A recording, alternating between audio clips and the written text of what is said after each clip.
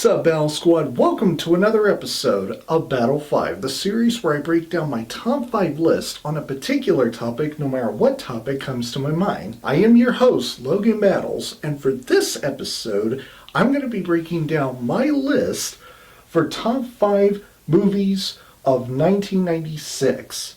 Birth year. And yes, 1996 was my birth year. That was the year in which I was born. So why am I even making this video as it relates to my birth year, especially movies that came out from the year I was born? Well, there's a good reason for that. And it's the fact that my birthday is right around the corner, just a few days from today. My birthday is on August 9th, which is on a Sunday, this coming Sunday, and I will be turning 30 years old. These next few days are going to be my last days being in my 20s before I enter my 30s, joining a 30 club. And with that in mind, I figured I would give you some movies I have watched that have came out from the year I was born, which was 1996, and I thoroughly enjoyed watching them. And there are no honorable mentions for this list, so yeah, there's that. Sorry. Anyway, let's break down the list, shall we? Okay, here we go. Starting off at number 5 on the list, The Hunchback of Notre Dame. Why? Because this is one of the darkest animated Disney movies I have ever watched, arguably the darkest, and I love it. We follow the story of Quasimodo, the hunchback that rings the bells of Notre Dame, who just wants to go outside and experience what life among people outside of Notre Dame in the city of Paris is like, but is kept inside for 20 years by Judge Claude Frollo, who is such a vile, disgusting, and conniving villain that you just can't help but hate and want to watch him get his comeuppance at the end. Esmeralda, amazing. Captain Phoebus, I didn't really feel for him, but then as the movie progressed, he kind of grew on me. And the Archdeacon does good at being the opposite of Judge Claude Frollo, being the representation of good, whereas Judge Claude Frollo is a representation of evil. This movie was released at a time period when Disney was not afraid to show some of the darker and scarier scenes and moments in their animated films, such as Frollo's song, Hellfire, sung incredibly by the voice of Judge Claude Frollo himself, Tony J. Moving on to number 4 on the list, Dragonheart.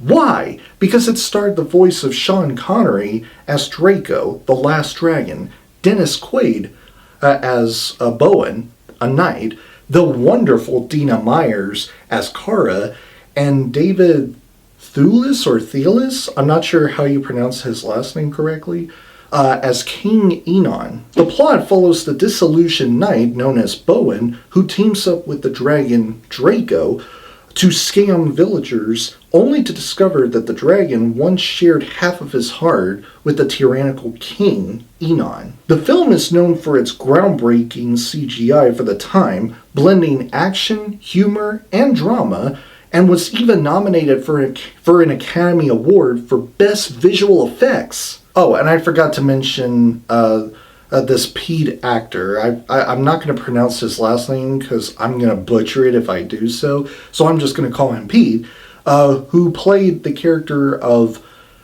Gilbert of Glockenspur, an eccentric monk, poet, and aspiring historian who serves as a really good comedic character throughout this film's runtime, with many funny moments and lines of dialogue. Moving on to number 3 on the list, Twister.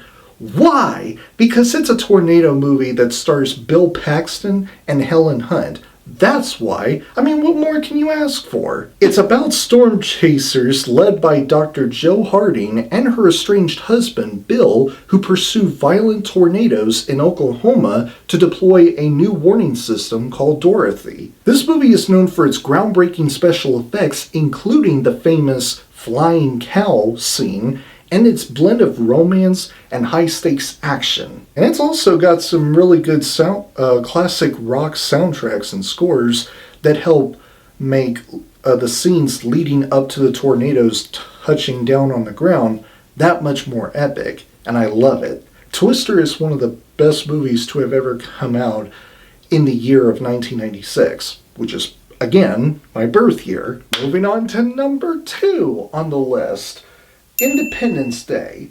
Why? It's very simple. Roland Emmerich, alien invasion of Earth, global counterattack on July 4th. You know what you're in for just from those words alone. Starring an ensemble cast including Will Smith, Bill Pullman, and Jeff Goldblum, the movie follows desperate groups of survivors who unite to fight back against the technologically superior aliens, leading to large-scale destruction and a desperate last-ditch effort to save humanity. It was a major box office success, known for its large-scale special effects and disaster movie elements. And if I have to pick one scene from that movie that is my favorite, it would be this. And what the hell is that smell?